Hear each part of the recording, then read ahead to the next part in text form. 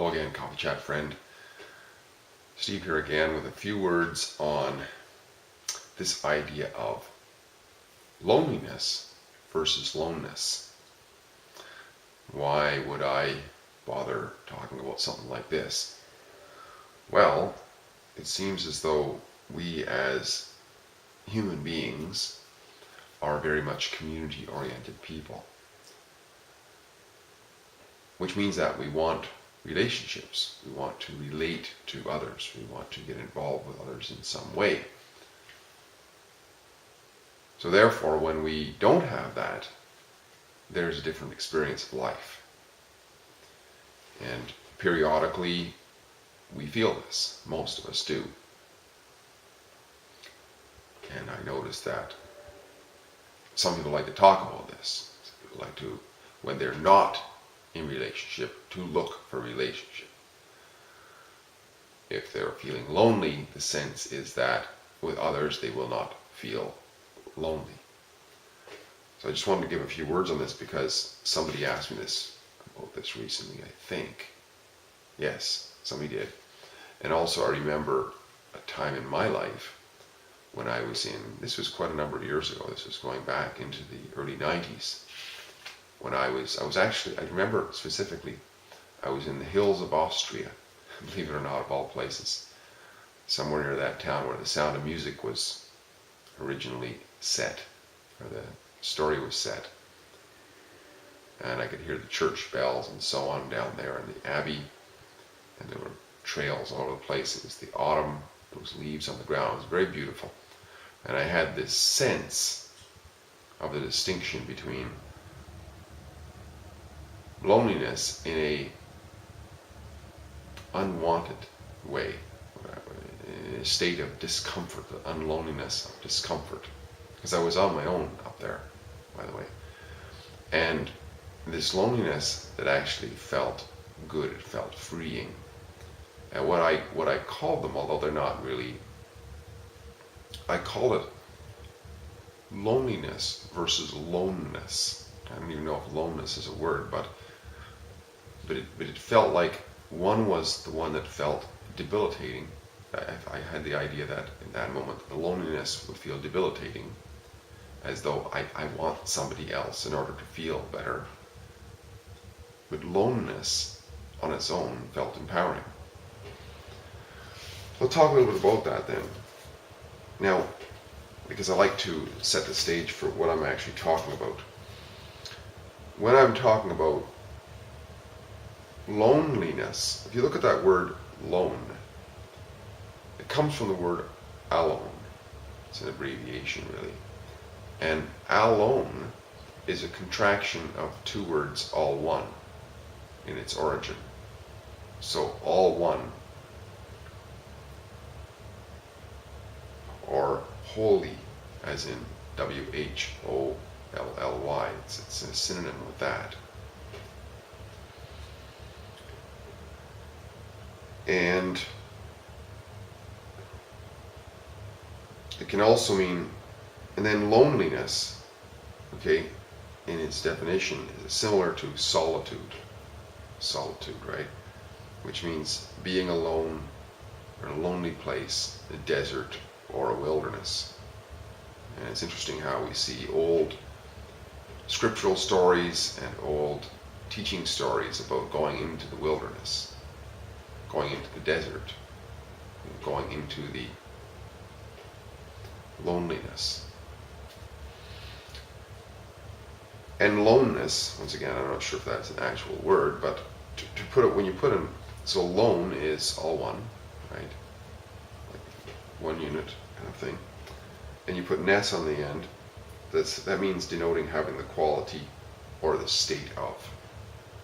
So having the quality of being all one. Now, it's interesting how when I was looking this up, there was a quote by a guy named Schopenhauer. I think he's a philosopher, and it came from some book called The World of Will and Idea. And it says here, a man can be himself only so long. If he does not love solitude, he will not love freedom. For it is only when he is alone that he is really free. Once again, the stories of the wise man going into the desert for long periods of time to kind of get to know themselves. People go on retreats to be not even, they actually pay sometimes to go on retreats so that they can't talk to anybody. They want to be alone for a while. They want to be all one. Oneness, if you will. Well, what's the importance of this? It's one of those, as a friend of mine says, pair of ducks. It's a paradox in a way. Because though we are social creatures, though we want to be with others, it seems as though there's a huge value in learning to be alone and to experience what I call loneness, the aloneness, the all-oneness, like the concept from one creative force, we are many. And we can experience that oneness rather than the many. So to experience life, if you think about it, is about experience community, which is the many, and periodically as well experiencing the all-oneness, the aloneness, the aloneness, the loneliness. But loneliness, the reason I said verses is because to me, the connotation and the sensation that I get when I hear loneliness is the sense of being one of the many, but not being able to experience the many. Standing as one little spot of created being and thinking that I need all of those, so I'm missing something. And that is an uncomforting feeling. But when I say loneness, I'm talking about the alone, which is all one. So it's experiencing the one, the creative power, life, in a holy way. W-H-O-L-L-Y. In a oneness way. Ness, the quality of that. The quality of that greater experience. And that's probably why the story is that people go into the desert. And it's not so much the real desert. It is a desert of all oneness. Rather than complete bleakness, it's complete everythingness. But it's very different in feeling than the family of community. There's also a term that's called, that you might have heard before, called the dark night of the soul. The dark night of the soul.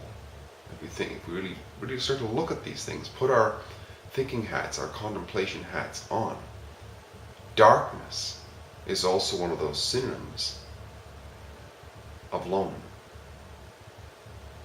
Dark night of the soul.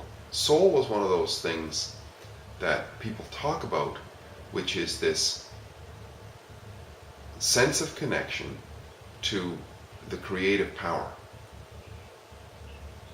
I don't know, I haven't actually looked it up in terms of etymology. But once again, soul means like solitude. It comes back to that oneness. The dark night of the aloneness, of the all-oneness. Dark night is the absence of all of the flutter of what's created. Because what's created, this whole nature, has so much plethora of distraction and enjoyment, and the whole spectrum of enjoyment to complete torture, if you will. Everything is there. But when we suspend all of that, and we can be alone in the quiet, we can experience ourselves. in a truer sense. In a truer sense, what we are is a reflection of what creates us. And what creates us is probably, very just extrapolation-wise, is probably what created the guy next door to us too. Probably. It was similar enough. So if we can get in touch with nature, it's something that can't be explained, can it? We use words to explain it. But I just find that, for me, and maybe others are like that too, that some community and some aloneness is what's optimal. Now, the degree of which some people need a lot of community, the vast majority of community, and are completely freaked out about being alone. And others, if they have very much community, they're freaked out, but they want a lot of solitude. So everybody's a little bit different. So the gradient, I would say, in order to have a wholesome, holy, complete, healthier life, it's good to have some of each. Some great relationships and some quiet time as well. Loneness time, I call it. But the loneliness,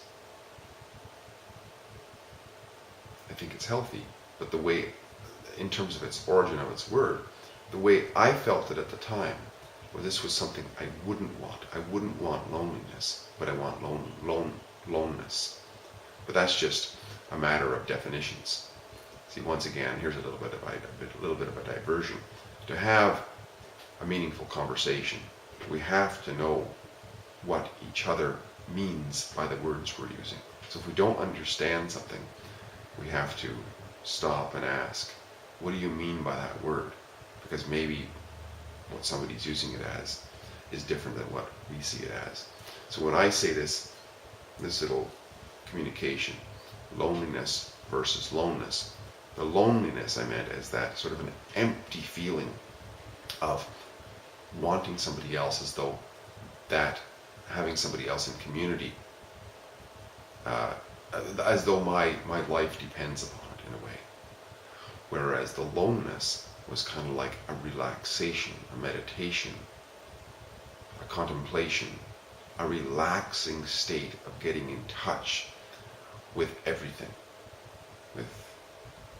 but without being able to identify the everything, if that makes any sense. I know it doesn't really make any sense, but it's more of a feeling, a relaxation feeling than anything. So I hope this was helpful. Loneness versus loneliness. One I didn't like so much, the other I loved. So, but once again, I just want to stress that I feel the importance of it is important through our nature, because we are community creatures, to have community, and really quality community, social capital, if you will. And it's also good to be able to be, as Schopenhauer says, alone. Because when we can experience being alone, we can get a sense of what freedom really is, and in a way, where freedom comes from. Great talking to you. Hope we do this again soon. Bye-bye for now. My name is Steve.